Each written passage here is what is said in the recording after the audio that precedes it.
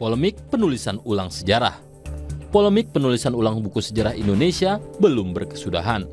Pelibatan semua pemangku kepentingan diperlukan. Harian Kompas memberitakan, polemik bermula dari rencana pemerintah melalui Kementerian Kebudayaan untuk menuliskan ulang sejarah Indonesia.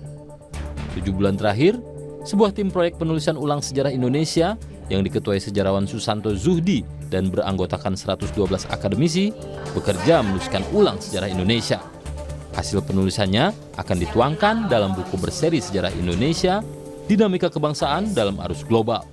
Buku akan terbit 10 jilid dengan 550 halaman setiap jilidnya. Dari tebalnya buku, tergambar betapa serius dan pentingnya buku tersebut. Buku sejarah baru itu merupakan pemutakhiran dari buku sejarah sebelumnya, yaitu buku berseri Sejarah Nasional Indonesia terbitan 1984 dan buku berseri Indonesia dalam Arus Sejarah terbitan 2012. Meski telah bekerja 7 bulan, publik baru mengetahuinya dari pernyataan Menteri Kebudayaan Fadlizon pada 5 Mei 2025 di Istana Kepresidenan Jakarta. Seperti dikutip kantor berita Antara, pemerintah menargetkan buku terbit untuk menyambut 80 tahun kemerdekaan pada 17 Agustus 2025. Fadlizon menyampaikan, jika rampung, buku sejarah Indonesia versi terbaru itu akan menjadi semacam buku sejarah resmi Indonesia dan bakal menjadi acuan buku sejarah yang diajarkan di sekolah-sekolah. Pernyataan Fadlizon ini menimbulkan reaksi dan kritik di kalangan sejarawan, akademisi, aktivis, dan tokoh masyarakat. Kritik bahkan disampaikan anggota tim, yaitu arkeolog Haritruman Simanjuntak yang kemudian mengundurkan diri dari tim. Polemik juga berlangsung di DPR.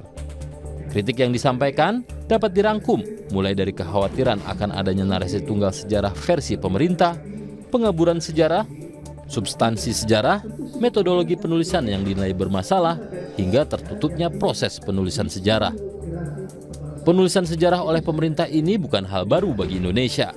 Pada 1987, sebagai contoh, Presiden Soeharto melalui Menteri Koordinator Kesejahteraan Rakyat H. Alam Syah Ratu Prawirnegara pernah menginstruksikan ditulisnya buku sejarah baru yang meliputi periode 1950 sampai meletusnya G30 SPKI 1965. Kita juga mencatat senantiasa ada kecenderungan kuat bahwa penulisan sejarah kontemporer dipengaruhi oleh visi dan struktur kekuasaan yang sedang berlaku. Hal itu yang sedang berlangsung sekarang. Beberapa pekan menjelang 17 Agustus 2025, penyusunan buku memasuki tahap uji publik. Kita berharap tahapan yang membuka pintu terlibatnya para pemangku kepentingan dapat diperluas untuk menerima lebih banyak masukan mendalam.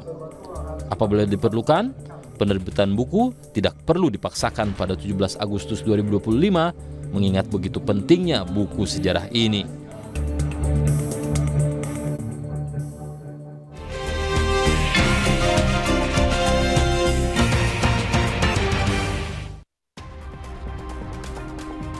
Terima kasih Anda masih bersama kami di Kompas Pagi dan sudah saatnya kita melihat mengawali pekan kita dengan ulasan-ulasan yang ada di harian Kompas edisi hari ini Senin 28 Juli 2025 saudara. Nah kalau kita lihat di halaman pertama ini, di sini sudah ada foto besar yang menggambarkan pasangan ganda putra Indonesia yang akhirnya mendapatkan gelar. Nah di sini sudah ada Fajar Alfian, Muhammad Sohibul Fikri yang menjuarai turnamen besar Cina terbuka. Gelar tersebut bisa berpengaruh positif pada perjalanan mereka, salah satunya untuk Fajar yang akan tampil dalam kejuaraan dunia bulu tangkis.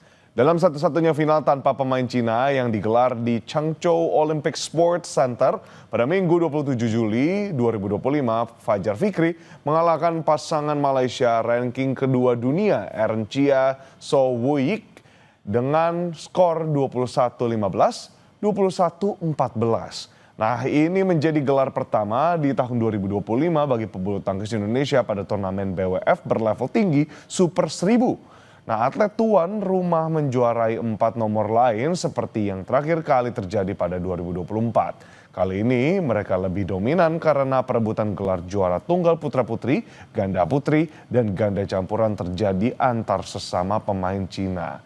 Lalu bukan hanya sorotan tadi, tapi kita juga ingin melihat di bawah di sini sudah ada sorotan dari Gaza.